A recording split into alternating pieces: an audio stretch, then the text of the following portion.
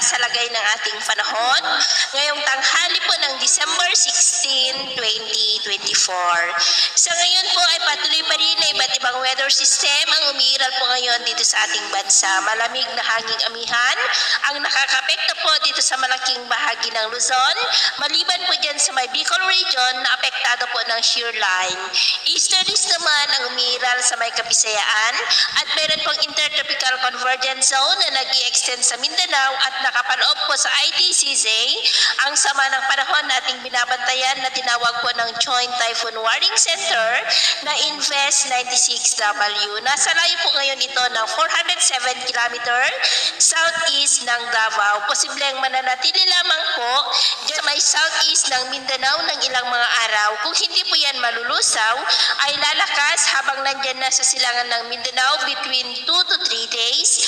At kung hindi pa rin po yan mawawala, ay posible na maging bagyo bago mag-weekend at tatawagin sa local name na bagyong Kerobin. Posible po yan na tawirin ng Kabisayaan at Mindanao, kaya patuloy po natin yan nababantayan kung matutuloy po o hindi, at ito nga ang pinapakita ng forecast model nating ginagamit hanggang po sa susunod na 2 linggo. At sa lagay po ng ating panahon ngayong tanghali ay maulap ang kalangitan with isolated rains sa malaking bahagi ng Mindanao dulot ng intertropical convergence zone at trough ng LPA.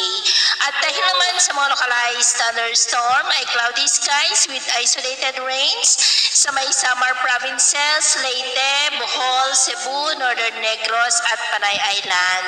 At dahil naman po sa shear line ay cloudy skies with isolated rains dyan sa may Bicol region, Quezon, Batangas, Laguna, Marinduque, Romblon, Oriental Mindoro, at ilang bahagi po ng Palawan. At dahil naman sa amihan ay cloudy skies with isolated rains pa rin dito po sa ilang bahagi ng Isabela at Cagayan. At sa susunod po ng mga oras ay posible pa rin ang cloudy skies with isolated rains sa malaking bahagi ng Kabisayaan, ilang bahagi ng Mindanao, Southern Luzon at Northern Luzon.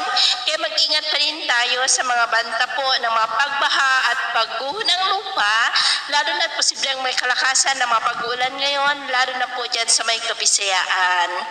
At sa atin naman pong mga baybayin, iwasan na po muna natin ang papalaot sa kanlurang baybayin ng Luzon, northern seaboard ng northern at extreme northern Luzon, silangang baybayin ng ating bansa mula silangang baybayin ng Luzon hanggang dyan sa may Mindanao.